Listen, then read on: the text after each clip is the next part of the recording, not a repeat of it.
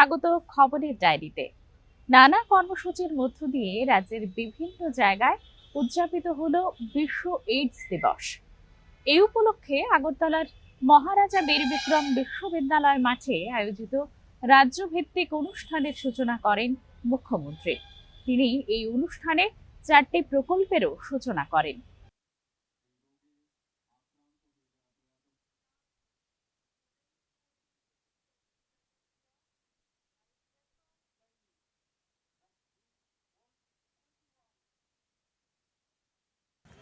সবাই মিলে একবার করতালি দিয়ে আমরা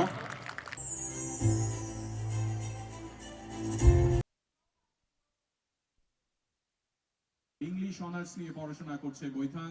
আগামী দিনে সে বোঝাচ্ছে নিয়মিতভাবে স্কুল কলেজ। শ্রী অভিজিৎ ভট্টাচার্য তিনি মঞ্চে এই পুরস্কার নিচ্ছেন। এবং টিচার যারা আছেন তাদেরকে আমি বলবো খেয়াল রাখতে হবে, একটা পলিউটেডও যদি একজন ব্যক্তি থাকে ওই ক্লাসে যায়, সেখানে কিন্তু তার দিকে নজর রাখতে হবে। আরেকটা বিষয় আপনাদের দেখতে হবে যে কোনো জায়গায় অ্যাবসেন্টই কতজন, সে কেন অ্যাবসেন্ট হচ্ছে তার দিকে নজর রাখা, কেন তার খবর নেওয়া। তো ওই লেভেলে যদি যায়, স্কুল কলেজে যদি যায়, এবং বিভিন্ন যে সংগঠনগুলো আছে তাদের মধ্যেও সেই অ্যাওয়ারনেস কিছু তো বলতে হবে যে আপনাদের এই কাজটা আপনারা করেছেন কিনা, তাদেরকে আরো বেশি ইন্সপায়ার করে টেস্টিংয়ের জন্য যদি নিয়ে আসা যায়। কারণ যখন এই উপসর্গগুলো দেখা যায় বাই দিস টাইম, এইচআইভি হলেই যে এইডস হবে তার কিন্তু মানে না। এবং আমরা জানি এইচআইভি যখন হয় অনেক সময় দেখা যায় তার মধ্যে সাইন অ্যান্ড সিমটমই বোঝা যায় না, এবং তার জন্যই যত স্ক্রিনিং করা যায় তত বেশি আমাদের এখানে এই রাজ্যে এইচআইভি কত হচ্ছে, এইডসে কতজন আসছে। খোয়াই জেলা স্বাস্থ্য দপ্তরের উদ্যোগে এইডস রোগ সম্পর্কে মানুষকে সচেতন করতে অনুষ্ঠিত হয় আলোচনা সভা। কি কি কারণে এইডস ছড়ায় একটু আগে স্যাররা বললেন। আমাদের মাঝে উপস্থিত আছেন মঞ্চে রক্ষা করার জন্য পরামর্শদান এবং পরীক্ষা আক্রান্তের প্রতি কোনো আমবাসায় হয় সচেতনতামূলক র্যালি ও আলোচনা সভা। ধলাই জেলা স্বাস্থ্য দপ্তরের উদ্যোগে আয়োজিত র্যালিতে বিভিন্ন স্বেচ্ছাসেবী সংগঠনের কর্মী, আশা কর্মী সহ স্বাস্থ্য দপ্তরের বিভিন্ন বিভাগের আধিকারিক ও কর্মীরা অংশ নেন। আমবাসা মোটর স্ট্যান্ডে আলোচনা সভায় উপস্থিত ছিলেন এইডস কন্ট্রোল সোসাইটির জেলা nodal officer doctor Asit Kumar Pal সহ অন্যরা। হ্যাঁ, আপনাদের ডাক্তারবাবু এখানে এইচআইভি টেস্টের জন্য পাঠিয়েছে। এইচআইভি কেন ভয় পেলেন নাকি? না, মানে এইচআইভি এই সম্পর্কে কিছু জানেন? ধর্মনগরেও হয় সচেতনতামূলক বর্ণাঢ্য র্যালি। উত্তর ত্রিপুরা জেলা হাসপাতাল প্রাঙ্গণ থেকে র্যালিটি শুরু হয়ে শহরের বিভিন্ন পথ পরিক্রমা করে। র্যালিতে বিভিন্ন স্কুলের ছাত্রছাত্রী, সামাজিক সংস্থা এবং স্বাস্থ্যকর্মীরা অংশ নেন। র্যালি শেষে অর্ধেন্দু ভট্টাচার্য স্মৃতিভবন প্রাঙ্গণে সচেতনতামূলক আলোচনায় অংশ নেন জেলার মুখ্য স্বাস্থ্য আধিকারিক doctor Dipak Haldar, AIDS control officer doctor Arindam Das প্রমুখ।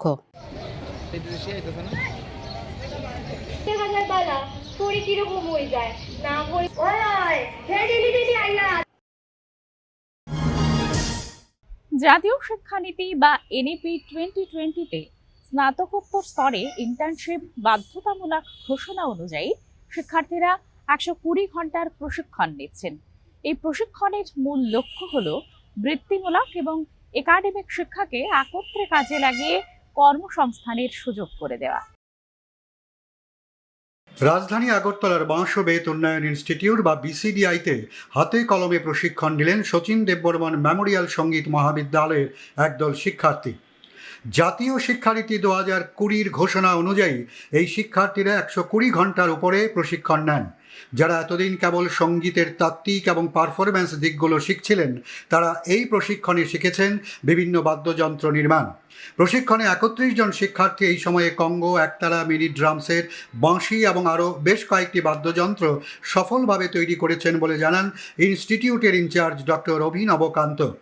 এ ধরনের প্রশিক্ষণে ছাত্রছাত্রীরা উপকৃত হয়েছেন বলে জানান সঙ্গীত মহাবিদ্যালয়ের অধ্যক্ষ doctor Monika Das. We were initially thinking to develop similar type of handicraft product, but when we have an interaction with the students, we know that these students has this musical skill. So we have utilized that musical skill, and we focused on developing bamboo based musical product. बहुत सारे instrument इन्होंने musical instrument बनाए, इतने सुंदर हुए अच्छी तरह। आज तो इन्होंने प्रोग्राम भी किया ये इंस्ट्रूमेंट दे के। ये चैप्टर हमारे लिए नया था। आने वाले साल में इस टाइप का म्यूजिकल इंस्ट्रूमेंट वो लोग और भी बनाएंगे और नया नया कुछ रूप देंगे। জাতীয় শিক্ষানীতি 2020 অনুযায়ী এ ধরনের ইন্টার্নশিপ প্রোগ্রামের মাধ্যমে নতুন ভাবনারও জন্ম দিয়েছে বলে জানান প্রশিক্ষণপ্রাপ্ত ছাত্রছাত্রীরা। আমরা এখান থেকে কাঠ থেকে মানে বানিয়েছি, কুটু বানিয়েছি, যেটাকে বলে কুটু, তারপর ধুতারা আছে, কমক আছে, মানে বিভিন্ন ধরনের আমরা জিনিসপত্র আমরা এখানে বানিয়েছি। সঙ্গীতের পেছনে সেগুলো বানানোর বা ইনস্ট্রুমেন্ট কিভাবে তৈরি করা হয় বা সেগুলো যে আমরা বাজাই সেগুলো কিভাবে তৈরি করে সেগুলো কখনো আমরা বুঝতে পারিনি বা জানা ছিল না। তো এখানে এসে সেগুলো আমরা জেনেছি, বুঝেছি, নিজের হাতে করেছি। हम लोग नया भी कुछ बनाए, नया कुछ ट्राई किए बनाने के लिए, तो वो सब भी बनाए। बहुत अच्छा एक्सपीरियंस है। तो ये हमारे लिए एकदम नया है, बहुत कुछ सीखने को मिला। वो मेजरमेंट्स, छोटी छोटी पार्टिकल, छोटी छोटी डिटेल्स, हमको बहुत कुछ सीखने को मिला। हमारे लिए ये आगे भी हमारे काम में आएगा। সব মিলিয়ে জাতীয় শিক্ষানীতির ঘোষণা অনুযায়ী সঙ্গীতের তালিমের পাশাপাশি বাদ্যযন্ত্র তৈরির প্রশিক্ষণ পেয়ে খুশি ছাত্রছাত্রীরা। সীমান্তরক্ষী বাহিনীর হীরক জয়ন্তী দিবস নানা কর্মসূচির মধ্য দিয়ে উদযাপিত হয়েছে। এ উপলক্ষে শালবাগান স্থিত বিএসএফ ক্যাম্প থেকে মোটরসাইকেল র্যালি বের হয় বুধবার। র্যালিতে শতাধিক জওয়ান অংশ নিয়েছেন।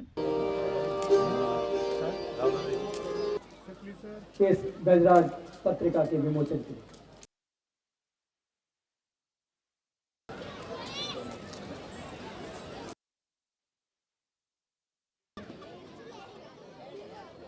जहाँ पर की तालियों की गड़गड़ाहट,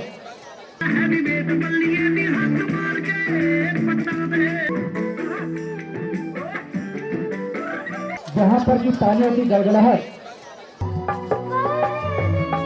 हमारे राज्य के शांति और स्थिरता में बीएसएफ का भूमिका महत्वपूर्ण है।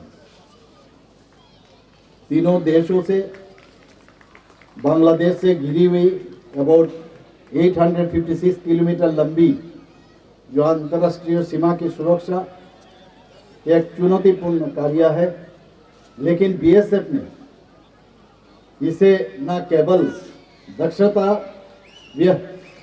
बखूबी निभाया बल्कि संवेदनशीलता और मानविक दृष्टिकोण से भी निभाया है। एक शतवी जो वर्षगांठ पूरे होने पर मैं आप सभी को हार्दिक बधाई देना चाहता हूं।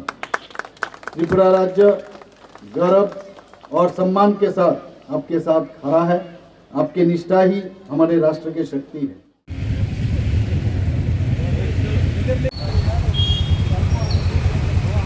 अब इस सिधाई में सभी कृपया एंट्रीज बना के रखें अपनी अपनी जगह पर।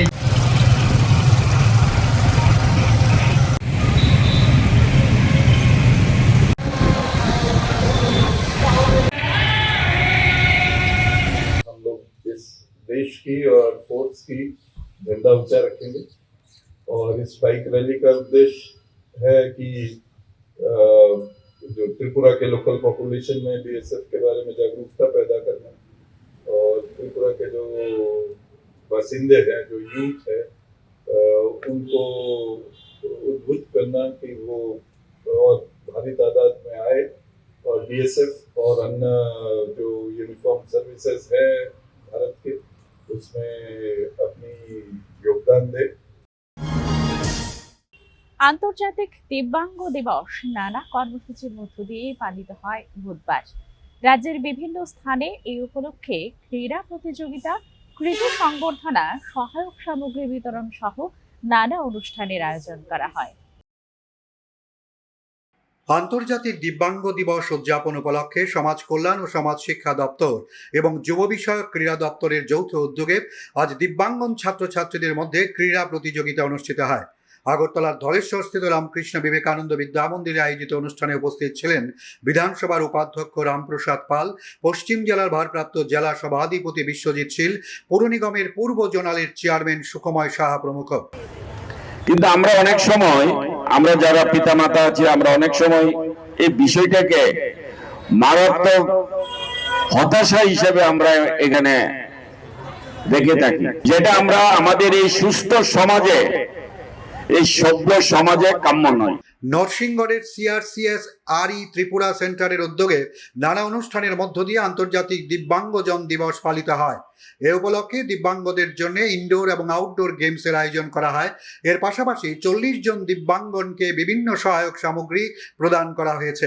সমাজ শিক্ষা ও সমাজ কল্যাণ দপ্তরের উদ্যোগে বিলোনিয়ার বিকিআই ফুটবল গ্রাউন্ডে অনুষ্ঠিত হয় জেলা ভিত্তিক অনুষ্ঠান। জেলা পরিষদের সভাধিপতি দীপক দত্ত অনুষ্ঠানের সূচনা করেন। অন্যান্যদের মধ্যে উপস্থিত ছিলেন জেলা শাসক মোহাম্মদ সাজ্জাদ পি, পুর পরিষদের চেয়ারপারসন নিখিল চন্দ্র গোপ প্রমুখ। অনুষ্ঠানটিকে কেন্দ্র করে দিব্যাঙ্গজনদের মধ্যে বিভিন্ন খেলাধুলার আয়োজন করা হয়। মাধ্যমিক এবং উচ্চ মাধ্যমিক পরীক্ষায় কৃতি দিব্যাঙ্গন ছাত্রছাত্রীদের মধ্যে 3000 টাকার চেক তুলে দেওয়া হয়। ধলাই জেলা দিব্যাঙ্গজন পুনর্বাসন কেন্দ্রের উদ্যোগে জেলা সমাজ কল্যাণ এবং সমাজ শিক্ষা দপ্তর এবং যুব বিষয়ক ও ক্রীড়া দপ্তরের সার্বিক সহায়তায় আজ দিনভর নানা অনুষ্ঠানের মধ্য দিয়ে পালিত হলো আন্তর্জাতিক দিব্যাঙ্গজন দিবস এবং খেলো ত্রিপুরা প্যারা গেমস।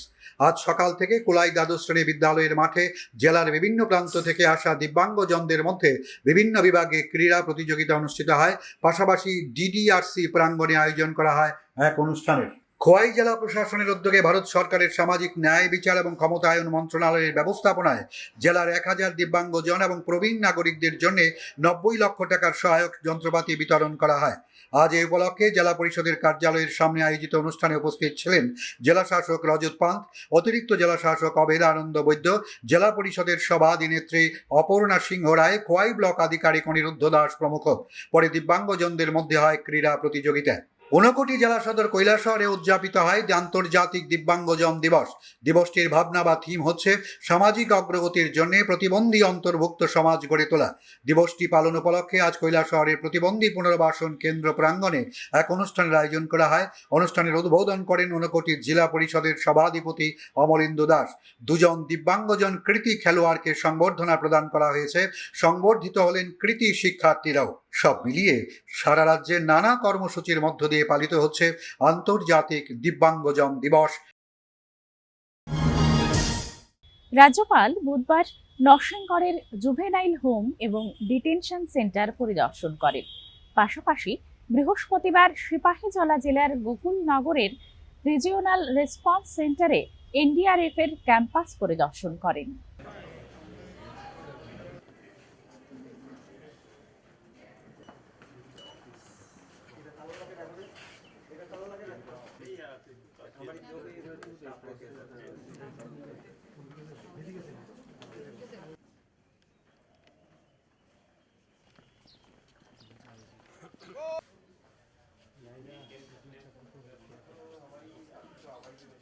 जोनल होम अपने पास देश भर में बाकी के जगह वैसे नहीं होते, मगर अपने पास जो भी क्राइम करे तो भी उसको चेंज करने का सोच अपने पास है।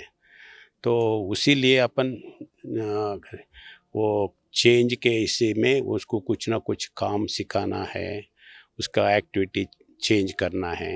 वैसे है तो ये बिल्डिंग थोड़ा पुराना है, नया बिल्डिंग बन रहा है। नया बिल्डिंग में नया सोच से ये आएगा, ये मेरा विश्वास है।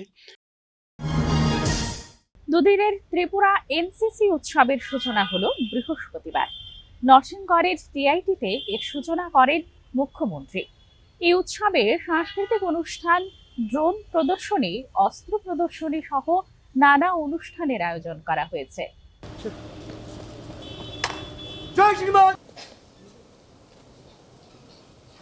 आज का ये समारोह सिर्फ एक cadets we extend our grade of the NCC from Shillong for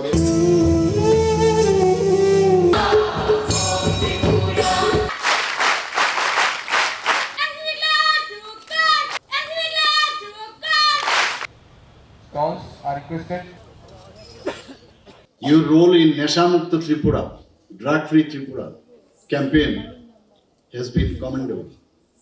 But I need more action in that. My government is actively reviewing the incentive structures of the NCC certificate holders. We are committed to ensuring that B and C certificate holders get preference in the state police recruitment and other government services. We are working to increase the vacancy of NCC seats in our schools and colleges, especially in the remote and tribal areas of the state, to ensure every child has the opportunity to wear this uniform. শীতের পরশ পড়তেই পরিযায়ী পাখিদের কলতানে মুখরিত হয়ে উঠেছে উদয়পুরের সুখসাগর সহ রাজ্যের বিভিন্ন জলাশয়। ভোরের কুয়াশা ভেদ করে পাখিদের কিচিরমিচির ডাক, জলে ডানা মেলে খেলা আর সারিবদ্ধ উড়ান সব মিলিয়ে সুখসাগরের সৌন্দর্য বেড়ে গেছে কয়েক গুণ। আমরা এখন দাঁড়িয়ে আছি মন্দির নগরী উদয়পুরের সুখসাগর জলায়। প্রতি বছর শীতের মরশুমে দূর দূরান্ত থেকে এখানে ছুটে আসে পরিযায়ী পাখিরা, আর এই পাখিদের দেখতে সকাল থেকেই ভিড় করেন পর্যটকরা। আমরা জেনে নেব এই এলাকার একজন স্থানীয় বাসিন্দার কাছে এই সুখসাগরকে কিভাবে আরও আকর্ষণীয় করে তোলা যায় এবং কত বছর থেকে এখানে এই পাখিগুলি আসছে তা দেখার জন্য। চলুন আমরা কথা বলি এই সুখসাগর জলাশয়ের যারা দিনরাত এক করে নিজের জীবন জীবিকা একদিকে নির্ভর করছে, আবার এখানকার যে পাখি আছে এগুলোকে রক্ষা করার জন্য ওরা চেষ্টা করে চলেছে। দাদা, আপনার কি নাম আছে? আমার নাম অনিল দাস।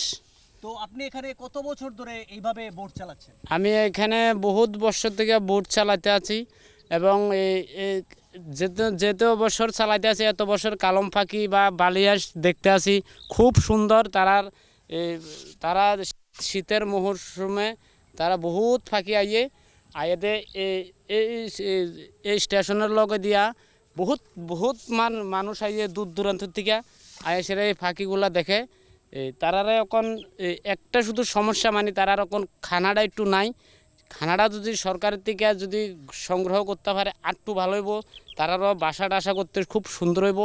মানুষ তো আইতে আছে যাইতে আছে, বহুত মানুষ আইতে আছে দেখতে আছে কালম পাখি কীরকম। কালম পাখি খুব সুন্দর, তারার পরিবেশ, তারার বাচ্চা কাচ্চা লইয়া খুব সুন্দর করি আইতে আছে যাইতে আছে খাইতে আছে। তো আপনার কি মনে হয় যে এখানে যে পাখিগুলো আসে, মানে আরও পর্যটক আসার জন্য মানে কি করলে ভালো হবে মনে হয় আপনার? হ্যাঁ, এটা কথা ঠিক। যদি সরকারের থেকে যে একটা মানুষ আইয়ে দেয় বা তারা দেখতো, যদি একটা পার্কের মতন যদি দিয়ে আটাইয়া থাকে তো আরও ভালো হইব, খুব ভালো হইব। আরও ফাঁকিও মানুষ তো আইতেই আছে, কেবল সকাল বিকাল ডেলি আইতে আছে দেখতো। আমরা এতক্ষণ শুনলাম এই এলাকার একজন বাসিন্দার কাছে।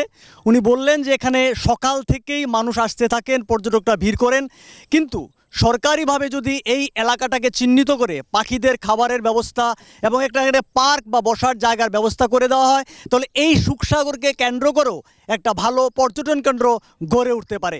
এই সুখসাগর জলাতে বিভিন্ন প্রদেশ থেকে বিভিন্ন প্রজাতির পাখি আসে, বিভিন্ন ভিজিটাররা আসে দেখার জন্য। এতে করে আমরাও আনন্দিত হই। আমরা সময় মতো মাইকিং করে ভিজিটারকে যারা আসেন ওনাদেরকে জানান দেই যাতে এই পাখিগুলিকে কোনো কারণে নষ্ট না হয়, নষ্ট না করে, কোনো ডিস্টার্ব না করে। তো আমরাও ওইটার প্রতি নজর রেখে বিভিন্ন সময় বিভিন্নভাবে প্রত্যেক দিনই এদিকে আসা যাওয়া করি। এমনকি আমরা দপ্তর থেকে তো আমরা কাজ করতেছি।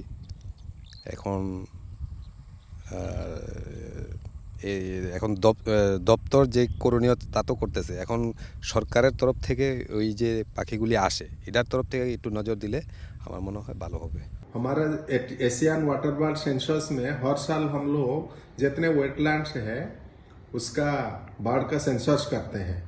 तो इसमें 2 दिन तक हर वेटलैंड में एक्सपर्ट्स जाते हैं और क्या क्या बर्ड्स है उनको उनका प्रेजेंस आइडेंटिफाई करके उसको रिपोर्ट करते हैं हमारा ऑफिस को। हम ये फिर नेशनल बायोडाइवर्सिटी अथॉरिटी को रिपोर्ट करते हैं। আমি বন্যপ্রাণীদের ছবি তুলি, বিশেষত পাখিদের। এটা উদয়পুরের সুখসাগর জলা, যেটি কিনা উদয়পুর রেল স্টেশনের 2 পাশে বিস্তৃত। এখানে শীতকালে আমরা দেখতে পাই প্রচুর পরিযায়ী পাখি আসে। সারা বছর এমনিতেও এখানে প্রচুর পাখি বাসা বাঁধে, বাসস্থান এদের। তো দেখা গেছিল অতীতে একবার কীটনাশক প্রয়োগ করে প্রচুর পাখিকে মেরে ফেলা হয়েছিল। সাময়িক লাভের জন্য এদেরকে মেরে ফেললে কিন্তু জীব বৈচিত্র্যকে ধ্বংস করা হয়। আর এই যে জীব শৃঙ্খল বা খাদ্য শৃঙ্খলকে ধ্বংস করলে কি হয় তা যে আমাদের চীনে একবার যে চড়াই নিধন যজ্ঞ হয়েছিল, চড়াইকে মেরে ফেলার পরবর্তী 2-3 বছরে ভয়ঙ্কর মহামারী লেগে গেছিল, কারণ প্রচুর পোকামাকড়ের উপদ্রব বৃদ্ধি পেয়েছিল, তারা সব শস্য খেয়ে ফেলেছিল। তাই পাখিদেরও বাঁচতে দিতে হবে, কারণ জীব শৃঙ্খলে তাদেরও অবদান আছে। সাময়িক লাভের জন্য তাদেরকে মেরে ফেললে আখেরে কিন্তু মানুষেরই ক্ষতি। তাই সবাই মিলে এগিয়ে আসতে হবে। যেমন আজকেই দেখছি বন দপ্তর থেকে একটি মাইকিং করা হচ্ছে, সবাইকে সচেতন করে যাতে এই পাখিগুলোকে কোনো রকম মারা না হয়, কোনো রকম ক্ষতি না করা হয়। তাই আসুন সবাই মিলে আমরা এগুলোকে বাঁচিয়ে রাখি, তাহলেই আখেরে মানুষের লাভ। সবাই মিলেই বাঁচতে হবে।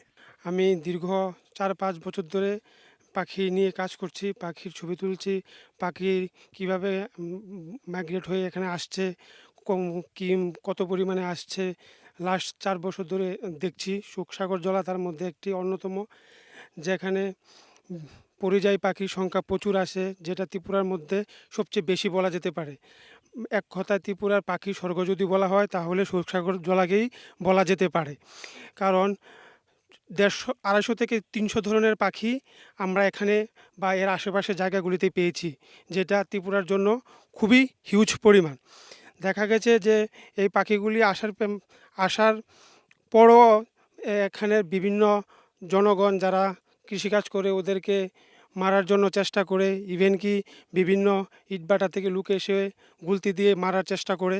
আমরা অনেকবার এদেরকে রুখার চেষ্টাও করেছি, ইভেন কি এদের সাথে আমাদের ঝগড়া হয়েছে। আরেকটা বিষয় আমি বলতে চাই যেটা খুবই গুরুত্বপূর্ণ, যারা চাষ করে তারা বিভিন্ন জায়গায় নেট ইউজ করে, যেগুলোর মধ্যে প্রচুর পরিমাণে পাখি আটকিয়ে মারা যায়। এর মধ্যে আমরা বা আমাদের যে অন্য গ্রুপরা আছে অনেকেই অনেক ধরনের পাখিকে উদ্ধার করেছে, ইভেন কি মারাও গেছে, উদ্ধার করার আগেই মারা গেছে। তো সরকারকে বা বন দপ্তরকে এই বিষয়টা একটু দেখার জন্য দেখব।